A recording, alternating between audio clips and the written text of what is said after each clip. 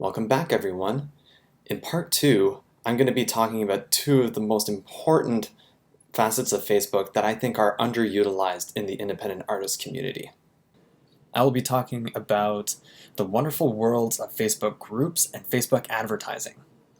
Groups are often underutilized amongst aspiring musicians because we often think that we need to be in control over our own environments and thinking that Facebook fan pages are the be-all and end-all of all artist promotion.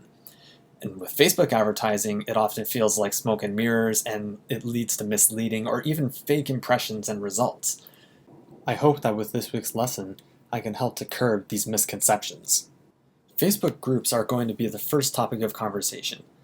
This isn't something that many artists use to their full advantage, and I hope that with this lesson, I can convince you that this needs to play an integral role in the growth of your fan base and overall exposure.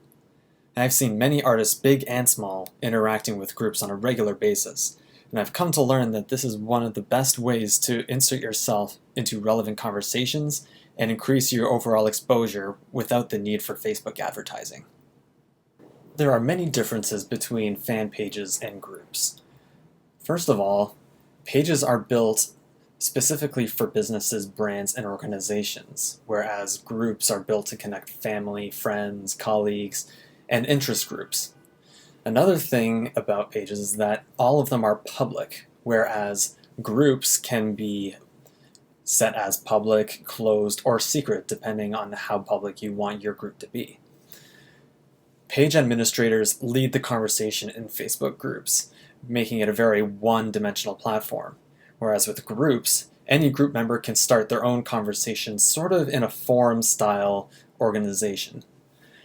Page administrators do not have control over who likes or follows their page, so it's basically a free-for-all, whereas with groups, you can choose to set approval parameters upon entry into a group, and you can ban members if they do not abide by set rules that you have set for yourself in your group description.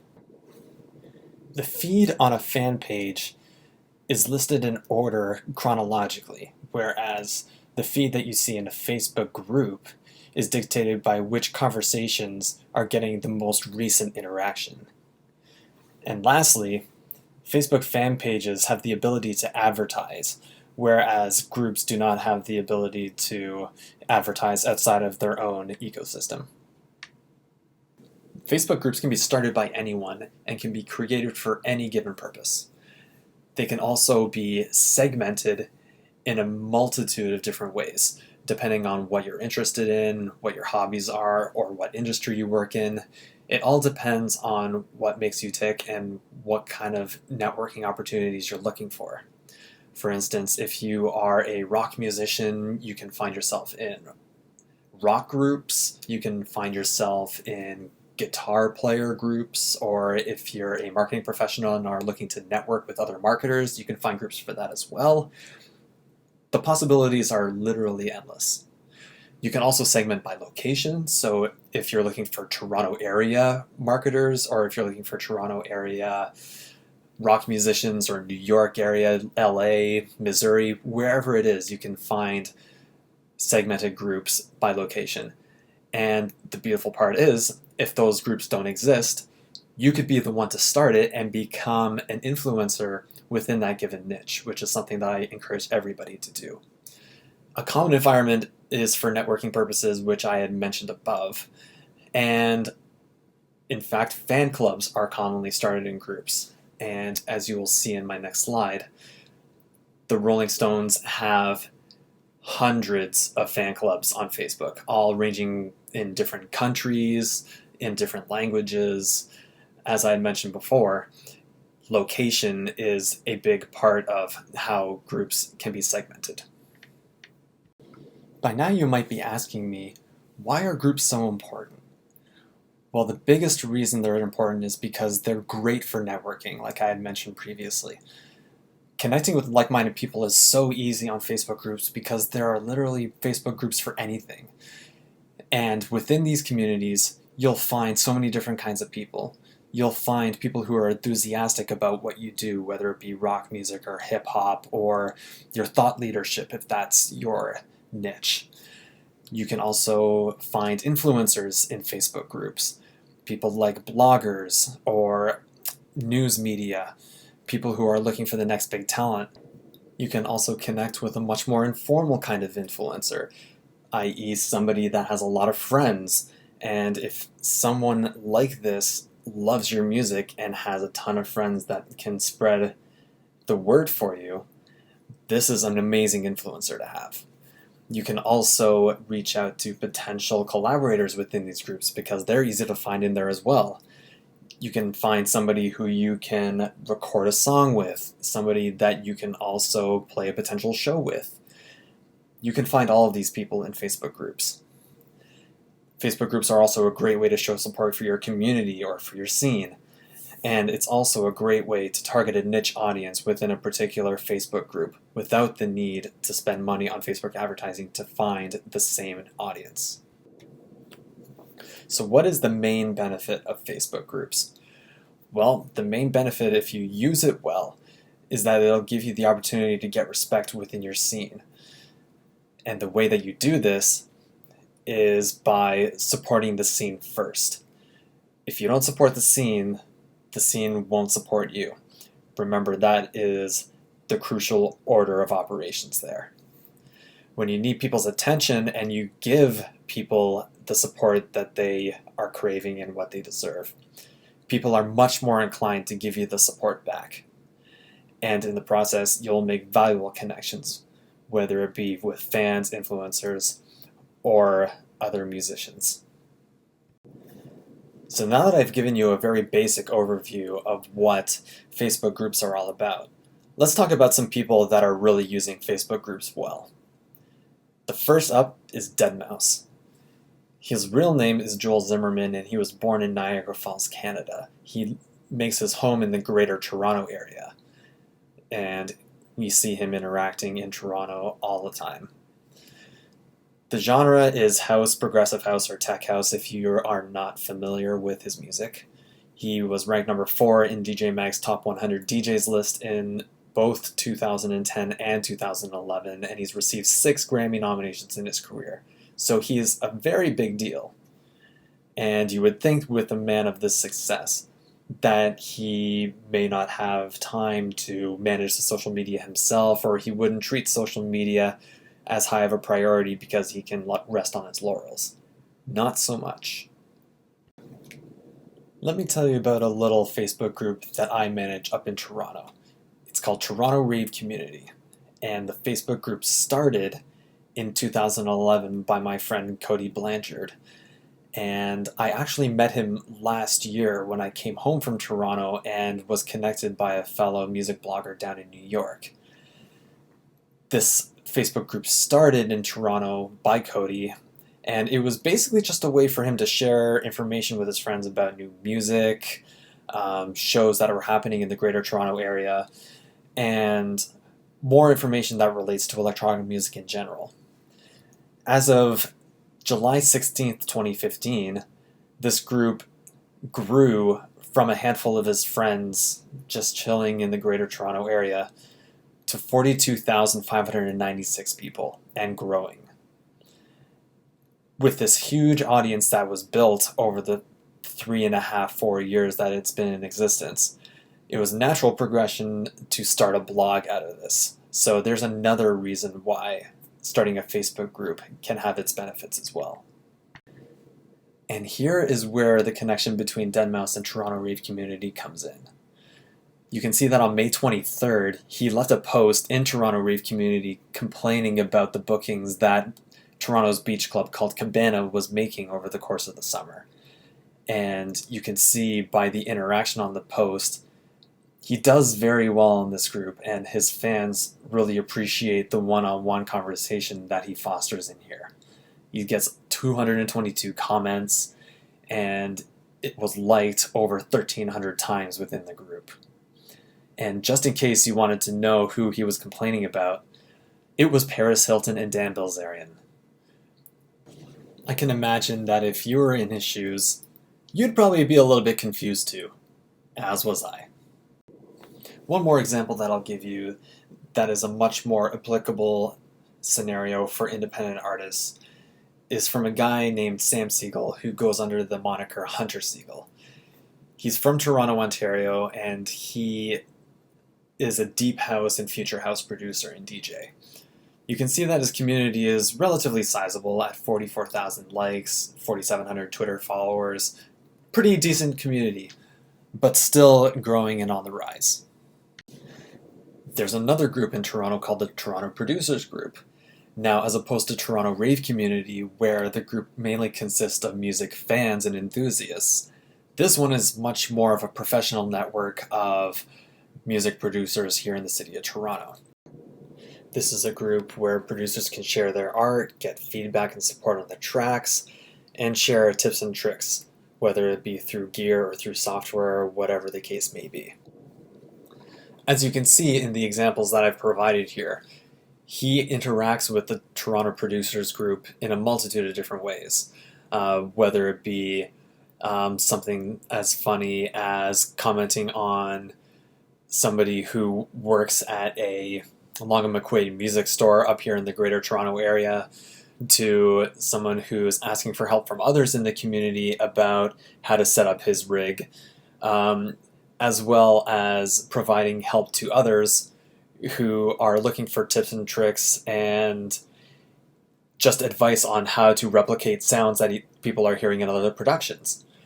So it's clear that interacting with the Facebook community in Toronto and beyond is something that he really takes to heart. So again, you might ask, well, what's the point? Well, you can see in a post that he wrote on March 12th, when he finally premiered his first music video ever, and it got Billboard to run the premiere, that it got a ton of support in the Toronto community. You can see in the bottom portion of the post that it got upwards of 260 likes and a ton of comments. He gets a lot of support in Toronto, and it's partly because he supports the scene back. And hey, if you don't take it from me, take it from Greg Alexander from the New Radicals, when he sang, "We only get what we give." I challenge you to find another New Radicals song without referencing Google. And finally, if you don't find that there are groups out there that really hit on your niche, just start your own. I'm sure that there's a bunch of people out there that do the same crazy, wacky things that you do, like Facebook basket weaving. You will become a hero in your own right. Next stop on the agenda is something that you probably would have assumed that we would have talked about when you signed up for this course. We're going to be talking about Facebook advertising.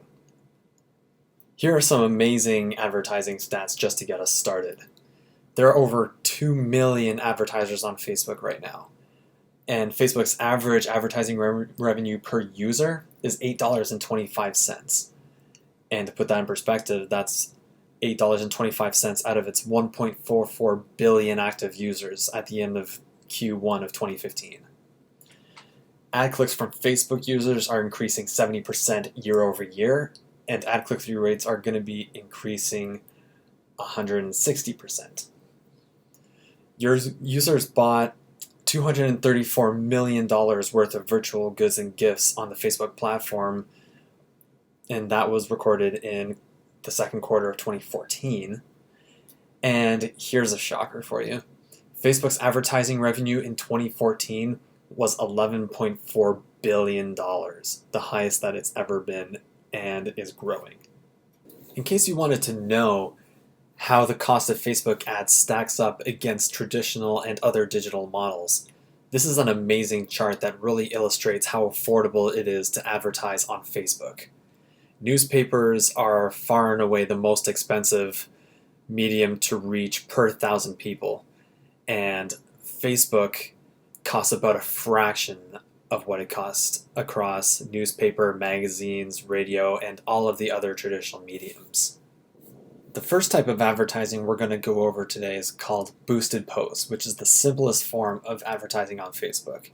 Basically, all this is taking what's been posted on your Facebook page already and increasing its reach to a specified audience. All you need to do in order to boost a post is to take a look at any post that you see in your feed and click the little boost button in the bottom right-hand corner. Once you do that, this screen will pop up for you. And you can see from this screen that it gives you a bunch of different options in terms of who you want to target, to how much money you want to spend on your advertising. And not only that, but given the people that you are targeting and the amount of money that you want to put into your advertising, it'll even give you an estimated reach based on the parameters that you've set. And by the way, for those of you who are wondering what reach is, reach basically just means the number of people that will actually see your ad. As you can see in the top right-hand side of this post, you can see some very basic targeting that Facebook provides you at face value. Now you can get more detailed and much more functional targeting by choosing the people you choose through targeting option in the audience section, but it's not very well illustrated here. I really want to show you the power of Facebook advertising and how well you can target using this platform. So we're going to save this part for another section. If you want to see the true value of Facebook advertising and see its true potential, I recommend going to the promote button at the top right-hand corner of your Facebook profile and going to the link at the bottom of the menu bar called Go to Ads Manager. From here, you can see so many different things that Facebook ads can serve to accomplish for you. You can optimize your ads to send people directly to your website. You can boost posts from here as well. You can run a Facebook likes campaign. And one of the more impressive things that you can do from an acquisition standpoint and from a sales standpoint is increasing your conversions on your website. This is a really cool function which really dives deep into analyzing what your fans are doing and will optimize your Facebook advertising costs based on their behaviors. We'll get into this a little bit later, but I just want to give you a little hint that this is something really cool coming down the road.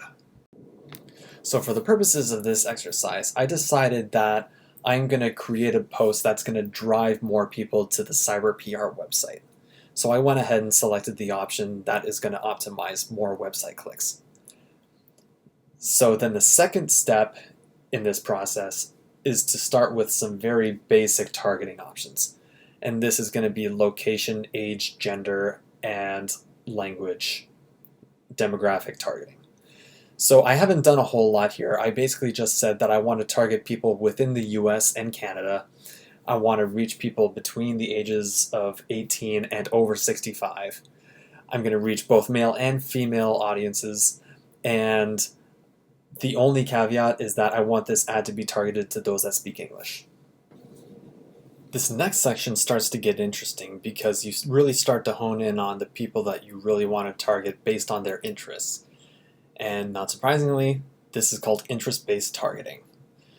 Now, for the purposes of this ad, because I want to be reaching people who are in bands or people who are instrumentalists or singer-songwriters, I've started to narrow down some keywords that I want to include in my targeting. So for instance, people who play bass guitar or drummers or guitarists and lead vocalists are included in my targeting. Now, because this is a Facebook Marketing 101 course, I will caution you that interest-based targeting works up to a certain point, but is not 100% accurate in terms of a strong representation of how many people have a real strong affiliation with that keyword. To give you a very basic example, let's say that you're a No Doubt cover band and you are looking for fans of No Doubt. Let's say I used to like No Doubt maybe 10 years ago. This does not mean that I have necessarily a very active interest in looking out for anything that's even remotely No Doubt related. But because I still like their page, I didn't choose to unlike their page. Nothing prompted me to do so. It's just a case where I just don't particularly care anymore. So if a No Doubt cover band is looking to target fans of No Doubt, just because maybe Facebook will tell me that 200 million people on Facebook like No Doubt, it's not a true representation because No Doubt has been around for a while, and people like me have probably lost interest. So keep in mind that while Facebook's representation of an audience size for a given interest group or whatever, it doesn't mean that it's 100% accurate. So I caution you that with certain keywords that have a very broad term, I would just caution to keep your expectations tempered into the true size of the audience and the true effectiveness of this targeting method. The next thing that you will need to decide is how well do you want to know the people that you target. Now, you have three options here. You can target people who already like your page, you can target people that have absolutely no connection to your page, and you have a third option, which is to include people whose friends are connected to your page. Now, this third option is a very interesting one because it also includes a certain level of word of mouth / affiliate marketing. And when I say this, I mean whenever somebody likes your page and you target to people who are friends of those people, there is a degree of separation there that gives their friends a certain level of trust over your brand. Because if my best friend likes a company and I can see that in my news feed that he likes that page and I'm being served an ad from them, because my best friend already has a trust for that company, it makes me think that maybe I should trust them too. Now, this works really well if you're going after or you're looking to do a Facebook likes campaign. So if you are looking to get new fans for your music and you are looking to gain more fans and you want to be able to use your fans to establish that certain level of trust with their friends, this is a perfect method to do so. The next thing that you will need to decide is how much money you want to spend on your advertising campaign. Now, Facebook allows you to go about this in two different ways. The first method is by setting a daily budget, and then the second option is setting the lifetime budget. Now, when you're setting a daily budget, it is exactly what it sounds like. You're giving Facebook permission to spend X amount of dollars per day on advertising, but Facebook cannot spend a cent more. The lifetime budget means that you are giving Facebook a maximum dollar figure that you are willing to spend throughout the duration of the campaign. And when you set a schedule for your campaign, it doesn't mean that you're going to spend an X dollar number gradually throughout from the beginning through to the end date of the campaign. Basically, when the money runs out, the money runs out. And whatever schedule it takes to get to that expiration or depletion of funds is a representation of how well you targeted your audience. Now, this is where it starts to get a little bit confusing. Now, this screen is going to ask you how you want your ads to be optimized. And this goes back to the function that you want Facebook to serve your ads. Now, we wanted to make sure that our ads drive as many clicks to the CyberPR website as possible, so I have that option selected. But you have a few different options as well. It gives you the option to optimize your ads for clicks, daily unique reach, and impressions. And basically what clicks means and how it differs from clicks to website is that Facebook treats likes, comments, and shares on your post all as clicks. Now, because we want to drive as many clicks as possible to the website, we don't want all of those other clicks. We just want people to click to the website, whereas clicks, it's all about fostering more interaction on the posts, which is not our primary objective. Now, daily unique reach means that Facebook will serve your ad to people only once per day. And impressions is sort of similar to that, except that Facebook would optimize the advertisement to be served as much as possible.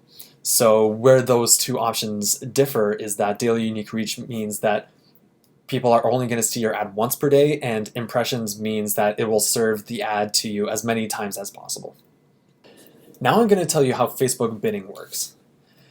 Facebook has limited inventory or advertising space that it can offer to its advertisers. And when you build an ad, your advertisement is competing against other advertisers for the same ad space.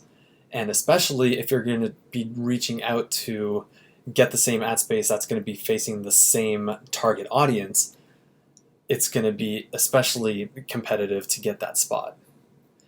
Now, the ad space is going to be given to the advertiser with the highest bid, but the bid is going to keep increasing with the more competitors that are going after that same market. Now, I have a riddle for you. If two advertisers go head to head for the same ad space, and both are willing to pay the same maximum price for the space, which advertiser will get the ad space? And the answer to that is the ad that has the best relevance score. And what the relevance score is, it's a number between 1 to 10 that Facebook tells you how relevant your ad is to the target market that you're reaching out to. And the higher that your relevance score, and by that I mean the higher the percentage of people that are interacting on your ad, whether it be through clicks or click-throughs or comments and likes and shares, the higher your relevance score is going to be. And so the moral of the story here is that the best way to ensure that your ad gets served at an affordable price is to make sure that your ad is relevant to your target audience. Now, Facebook lets you choose how you would like to set your bids for your ads. The first option is that Facebook can take the onus off of you and will do the bidding for you. And option B is that it allows you to set the maximum bid yourself, so you get to set a price on how much 1,000 impressions or a click to your website is worth to you. Now, there are costs and benefits to each option. And the benefit of option A is that if you're new to Facebook, that it guarantees that Facebook will serve your ad because it knows how much to pay for it. The cost to doing that is that you run the risk of paying a lot more for your ads if the advertisement isn't crafted well, or if you're up against really stiff competition against a lot of people fighting for the same space. There is a benefit to option B in that you ensure that you'll never pay more for your ads than you think that they are worth. The cost against that, though, is that you run the risk that your ad will not get served if you set a bid that's too low. So if your cost per 1,000 impressions is sitting at maybe $3, but the cost for that given space is set at $5 or $6 because the competition is so high, your ad, while you may not be paying a lot for the advertisements, it's not being served to a lot of people. So that would be the cost against setting the bid yourself if you're inexperienced with Facebook advertising and bidding. Facebook gives you a pretty nifty scheduling tool, and they give you actually two options. The first option is that you can let Facebook essentially run your Facebook ads 24 hours a day, 7 days a week if you allow it to. Or the second option is that you can choose what times throughout the day and how many days a week you want your ads to be served. And it lets you draw in with little blue boxes which hours of the day you would like Facebook to serve your ads. Now, for argument's sake, I've chosen to have Facebook serve my ads between 10 and 6 p.m. Monday through Friday, and then noon until 9 p.m. on Saturday and Sunday. There's no particular reason why I have set these parameters. This is just for the basis of demonstrating this exercise. This is one of the most important elements of Facebook advertising right here. The creative or the image or video that you use will be the difference between grabbing the attention of your target audience and having them miss your ad entirely. If a very low percentage of your audience doesn't interact with your ads, your advertising costs will shoot straight up because Facebook will assume that your ad is not relevant to the target audience that you're shooting for. Therefore, your relevance score will go right down. The creative is what your audience will see first, so I highly recommend investing in professional designs for your ad that will grab your audience's attention. This will have a marked impact on your ad performance. Speaking of important notes about images, this is especially important because I've been burned on this rule on more than one occasion. The 20% rule is the rule that will only allow 20% of your image to contain any text. If your image contains more than this 20% text rule, your ad will be denied and your ad will not be served on the Facebook ecosystem anymore. In order to check your creative before you upload it to the Facebook advertising servers, Facebook allows you to test your images internally with this very handy tool actually. The Facebook grid tool seen here is a great tool to be able to figure out how much of your image contains text for your ad. Now, all you have to do is upload your image onto this grid, and wherever you see text on this image, you just click on those little squares until all of the text has been covered with those purple transparent squares. Once you have done that, you will see on the right-hand side how much of your ad is taken up with text. In my case, it tells me that 24% of the image is taken up with text, which means that my image unfortunately would not pass the test. So this is what would happen. You would try to upload this image with your ad, and it would serve a little bit for the first couple of hours, but then Facebook would eventually analyze your ad and it would stop serving after a couple of hours. This is not something that's a fun scenario to deal with, and I would highly recommend that you check with this tool first before you upload any images onto your advertising. As you will see here, you'll notice that I made a little bit of an adjustment to the creative, so I shrunk the CyberPR logo just enough so that it only took up the top right 4 quadrants. And that brought my ratio down to 16%, which means that it would pass with flying colors through the Facebook advertising servers. Once you have added your images or your video, now is the time to add your text copy to your ads, and you have the ability to preview them as well. While the creative is important, the copy is what is ultimately going to drive your calls to action or the proposal to your audience to take whatever action it is that you desire from them.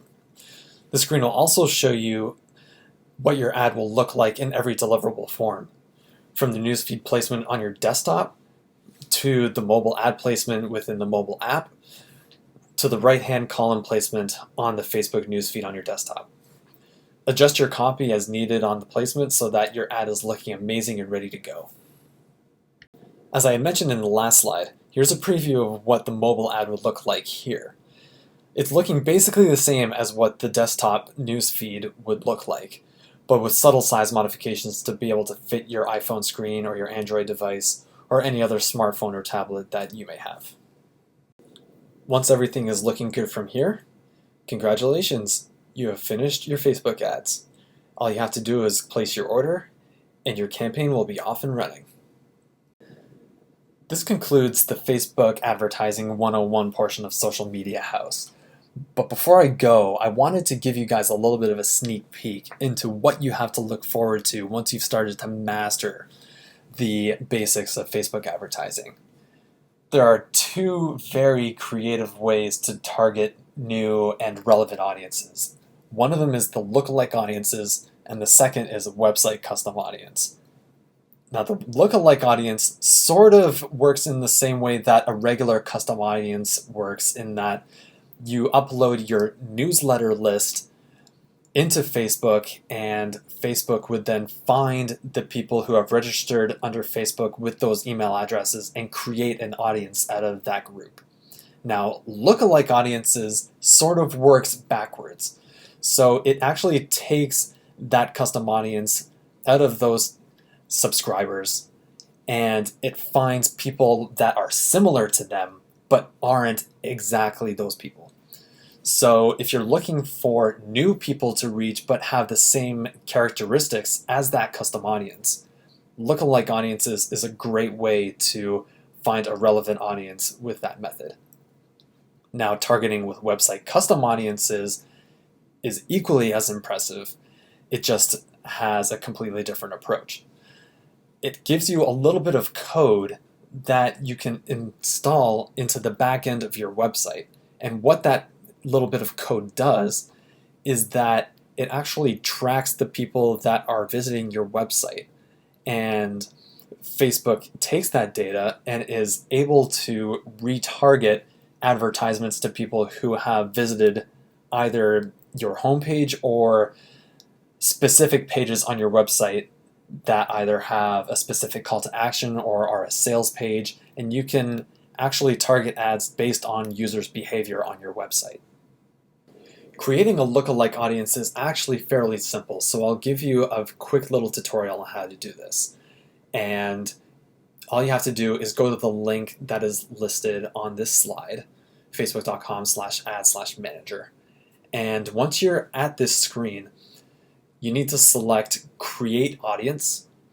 And before you click Lookalike Audience, you actually have to create a custom audience first. And the reason for that is in order for Facebook to read the mailing list and create a new audience out of this list, you first need to upload your newsletter list as just a basic custom audience first. Once you have selected the custom audience option, you want to make sure that you have your contact list exported from MailChimp or Fanbridge or whatever newsletter management system that you use downloaded onto your computer. Once you get to the screen on the left, you want to select Customer List, and then when you go to upload the file using the Upload a File button on the right-hand side, what you're going to need to upload is a CSV file that was exported from MailChimp or whatever newsletter management system that you used. This will contain all of your contacts in a neat spreadsheet that Facebook can recognize and can upload to their database very easily. Once you have this list uploaded to Facebook as a custom audience, you can go back and create a new audience and select Lookalike Audience, which it will pull then from this custom audience that you have just uploaded. And finally, I want to show you what website custom audiences is really all about, and Zappos is the perfect company to illustrate the power of website custom audiences.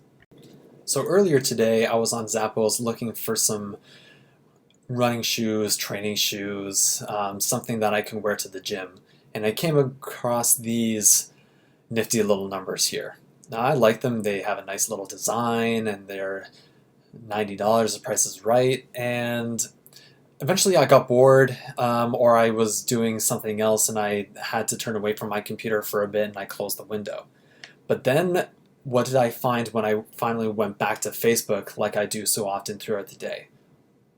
Look on the bottom right-hand side of my page. This advertisement was on my Facebook page the second that I went back to Facebook. Zappos does an amazing job at retargeting their ads and knows exactly what they need to do in order to lock down that sale. And you can use this for yourself, believe it or not. You can use this for your merch or for your music. Whatever has a shopping cart on your website, you can implore website custom audiences onto your website. It's a little bit tricky to implement, and there's a little bit of strategy in getting this retargeting to work, but it is an amazing tool and has the ability to drive your sales so much better, and it's also an affordable way to advertise. It's not expensive, it's a very cheap way to advertise. Well, that's it for me, guys. Thanks so much for listening to me. If you have any questions, I will be answering questions in the forums, and I wish you guys all the best of luck with the rest of the Social Media House course.